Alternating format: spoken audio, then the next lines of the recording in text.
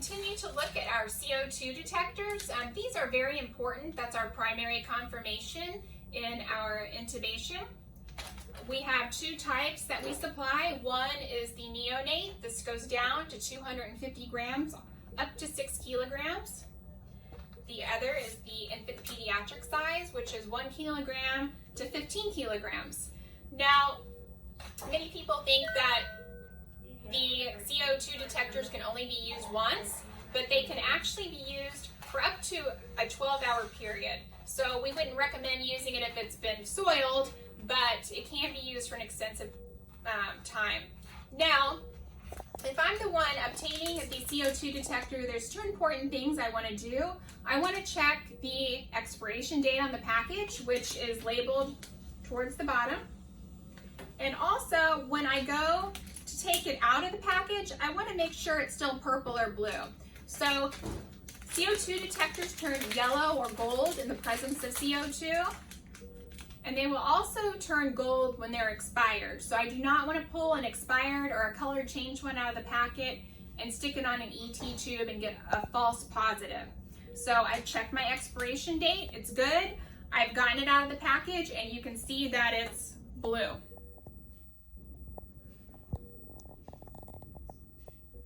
Now, I'll blow into it to show you. Now it should be yellow. And you'll see as the CO2 washes out, it will turn blue again. So, two things, expiration date, and make sure it's purple or blue when it comes out of the package. So we use purple is poor, gold is good, or yellow is good. Now, let's say we can't get the patient intubated. Maybe there's someone not skilled enough to perform an intubation. Maybe the child's a very difficult intubation. We can always fall back on our laryngeal mask airway, which looks like this. So our laryngeal mask airway gets inserted. It just gets slid into the throat. The bottom seats inside of the esophagus, and this mask opening covers the vocal cords and the glottis, and the breaths are able to be given that way. Now, we can put our CO2 detector on this and get a confirmation, but I never want to give drugs through my LMA, and I also never want to hook my LMA to a ventilator. So if I do have one of these placed, it's hand bagging only, and remember this is just a temporary fix, but it is a good fix. There's no shame in putting an LMA in, that's for sure. The LMAs, as you can see, there are multiple sizes, way into the adult sizes. Size 1 is 5 kilos or less. A size 1.5 is 5 to 10 kilograms, and so on as the sizes go up. They too have expiration dates on them, so always be mindful of monitoring your expiration dates on those as well. Next, we're going to look at tracheostomies. Now, it's very possible, especially in the ED setting, to have a child come in who has a trach existing. Patients, families are usually very comfortable caring for these trachs, but we always want to look at a few things. Does the trach have a cuff? Is it inflated? Is it deflated? What size is it? And it's very helpful, especially if a patient is getting admitted, to have backup tracheostomy at the bedside. So ideally we would want the same size and one size smaller.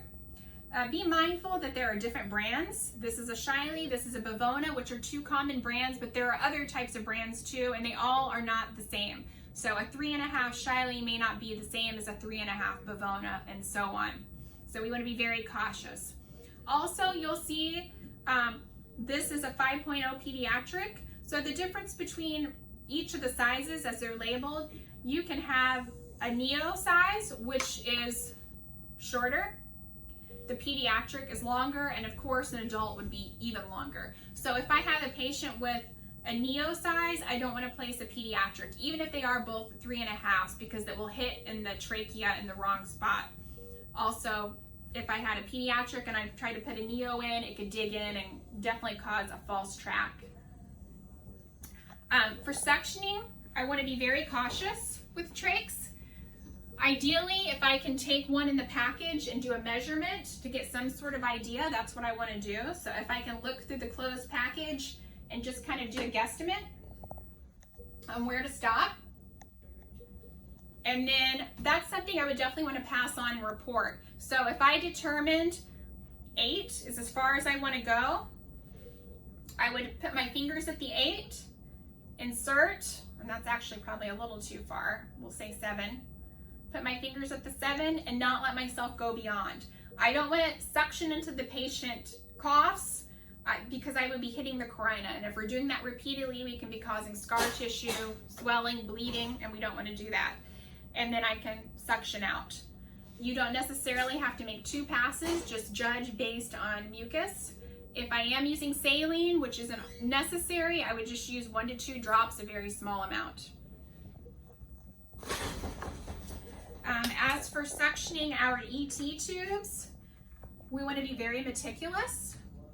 So if I'm going to suction, I want to look at any random number that's poking out of the patient's mouth, and then I'm going to choose that number. Usually I choose the number that's closest to the end of the ET tube, which is 19 here. And then I go to my suction catheter and I find the 19 on my suction catheter. So on this catheter, it's between the orange and the double red. So that's where I know I want to line up and stop. So now I will insert my catheter until I get to the orange and the double red and my 19s are lined up, and then withdraw. So that has me lined up right with the suction catheter at the tip of the ET tube. This is safest for the patient. And go ahead and withdraw. Just like suctioning the tracheostomy, I may not necessarily need to pass more than once, and if I do use saline, I want to be very stingy with my saline. Now we'll move on to breathing treatments.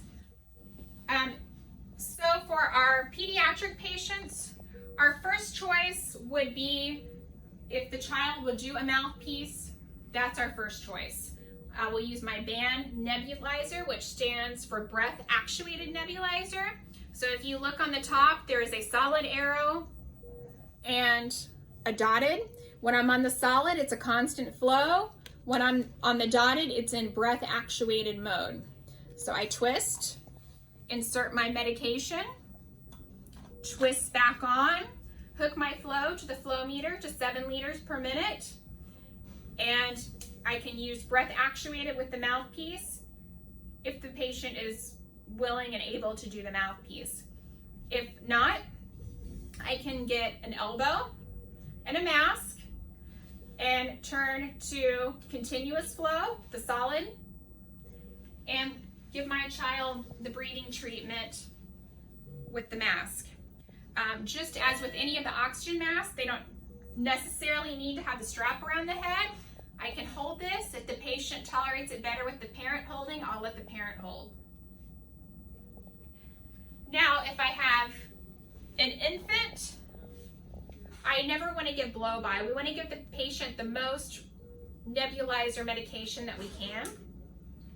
So what I can do is take a 15 millimeter adapter, insert into the band, a piece of corrugated tubing, which is inside of the storage room, or you can ask your RT if you can't find the corrugated tubing, and then hook this to my mask. And now I'm able to give my patient a breathing treatment while they're laying down without doing an actual blow-by. We prefer not to do the breathing treatments. If the patient's crying, they'll get less medication deposited into the lungs.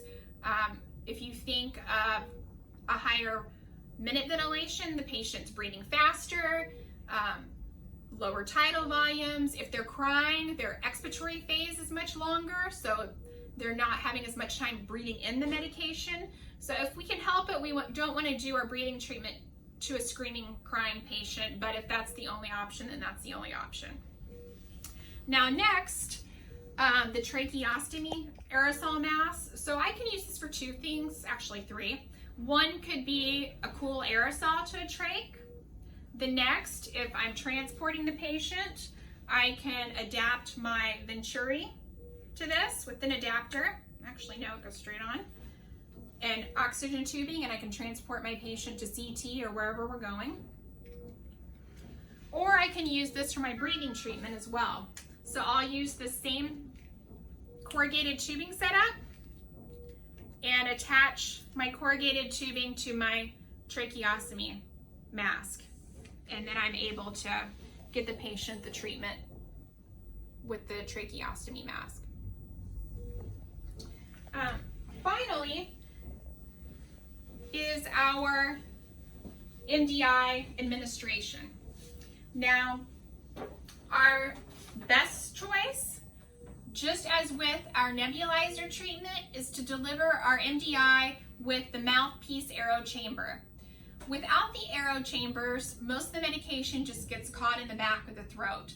The MDI aero chambers actually help a lot more medication get into the lungs. So if our patient's able, the mouthpiece. If our patient isn't cooperative or able, then we have three choices with masks, and we can do family instruction. So for this patient, I can have my RT put the MDI in the back. We shake, and whatever's prescribed, usually 2 puffs of albuterol or 2 puffs of Combivent, place the mask over the patient's face, trigger and let them take 6 breaths, a break, shake again, place the mask over the patient's face, trigger, and take 6 more breaths for the dose.